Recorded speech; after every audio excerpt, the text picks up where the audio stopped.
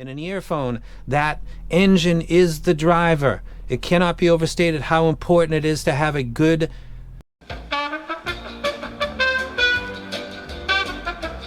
Okay, it's a video for top 5 earphones under $50. My opinion with my library, which I show you guys all the time. We're on the Ghetto Boys collection right here. There's some Fleetwood Mac and Elton John. If you're interested in winning the Sound Peats, a company getting a lot of chatter through the past 12 months or longer, I just hadn't heard of them. Engine 4, Air 3 Pro, both of them, different types. We'll go to the winner who comments below this video, is a subscriber, likes the video, would be hopefully, that would be nice to help with the algorithm. And also a reminder that 50K is coming. When we hit that, there's going to be a very special giveaway. I don't think I'm going to bring it up anymore. If you really watch my videos and you listen to what I say, you're going to know.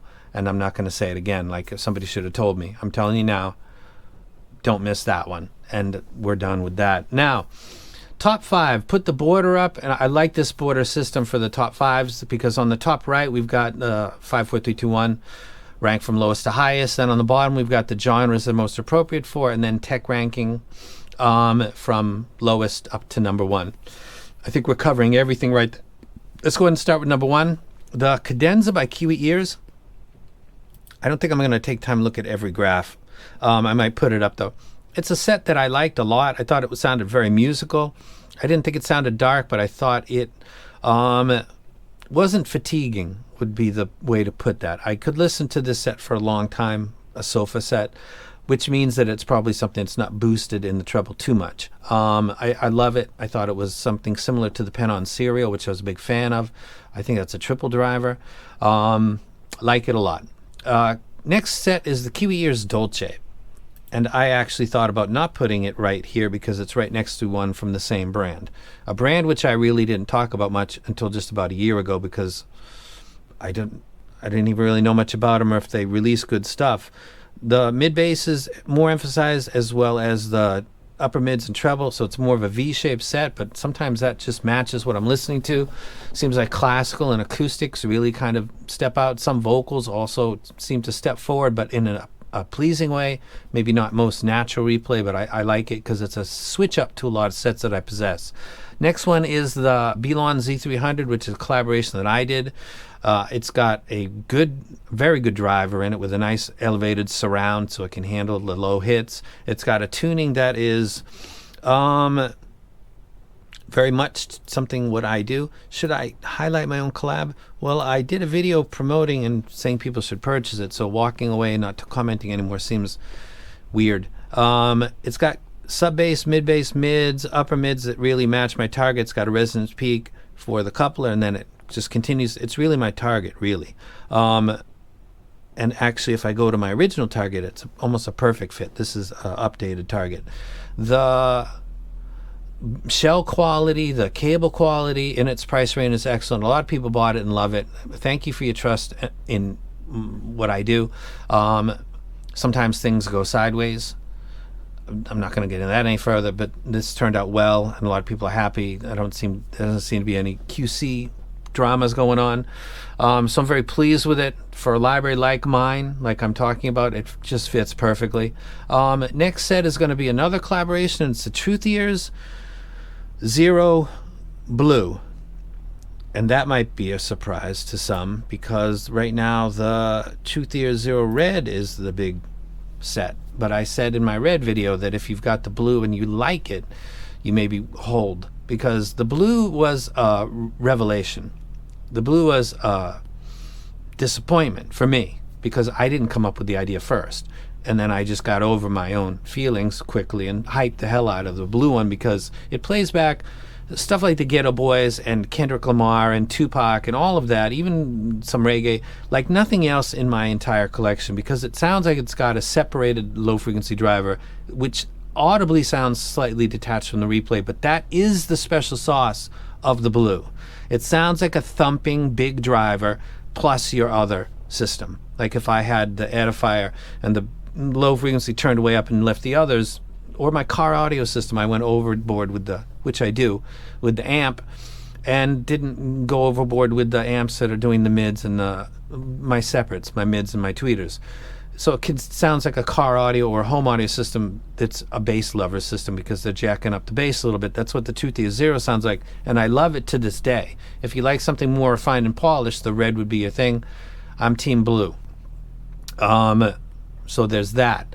Number one would be the EW200 by Simgot, which is right there in front of me. Simgot is a company that was around for years and years and years and made versions of stuff that I didn't like any of it, and the grill design, and I didn't like any of it. I developed an image of Simgot over the years that it was just not a company I'm interested, like some that I won't mention now. They just never seemed to hit my spot, even accidentally, and Simgot seemed to be one of those companies. And then they released the EA500, high quality driver, nice shell, good price, and it's a hit. A lot of people love that set, and some people find it a little bit intense, and they gave out a tuning kit for that.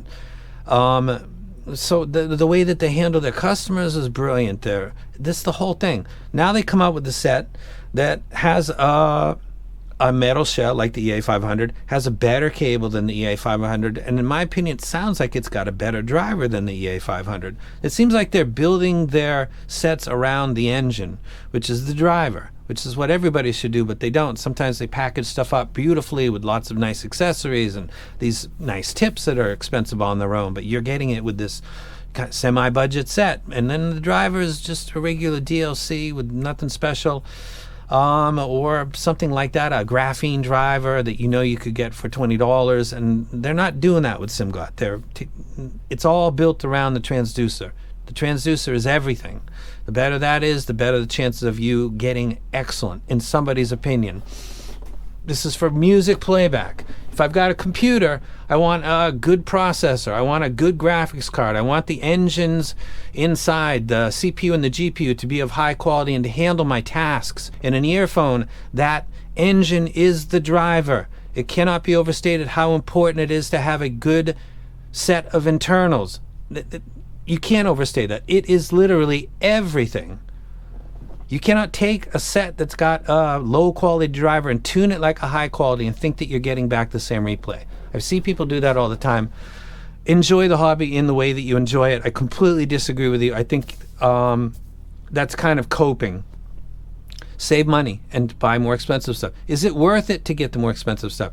Very, very arguable, but getting your hands on good drivers is the goal. Thanks to companies like Simgot, and thanks to people like Hi-Fi, who's making his own sets, and thanks to other people, you don't have to spend a lot of money to get the good internals, but get the good internals no matter what, because that's where the good sound comes from.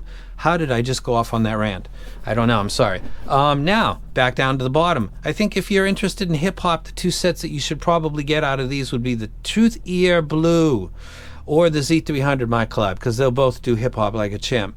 If you're interested in rock, I think all sets are good, except the blue. I would probably not, unless if you don't do any EQ, that would be, it's a genre-specific set, but that genre is important to me.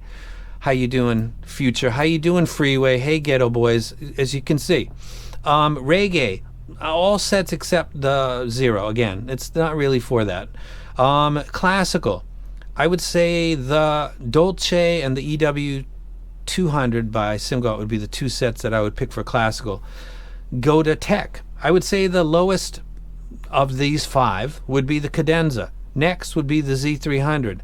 Next would be the TruthEar Zero. Next would be the Kiwi Ears Dolce. And then the best would be the EW200. Now, full disclosure, I think that part of the reason that the Dolce sounds like it's got high res is because of the tuning gives that faux res. It might actually be a great driver doing great things, but I know that when you elevate the ear gain beyond, you can sometimes get a sense of steroidal highs, which sounds great for a short period of time, but eventually might sound grating, sharp, and fatiguing over a period of time. So, but I'll still put it at number 2, because when you put it in your ears and you listen, and if you're somebody that listens on a bus or a train or 30-minute, 1-hour sessions, I think it'll sound like it's got good resolution to you. If you listen for 3-4 hours on a sofa, you'll end up pulling it out of your ears because it's got too much energy. And that's my video. Sorry about the transducers equal everything rant. I just see a lot of people EQing stuff that contains just very, very average drivers to stuff that is not average drivers and being satisfied. Okay. All right. Sound Pete's Engine 4, Air 3 Pro, get some. Comment below and you can get it. And then for the very last time, when I hit 50K, someone's going to be super stoked. And that's it. Not going to talk about it anymore. And I'm out.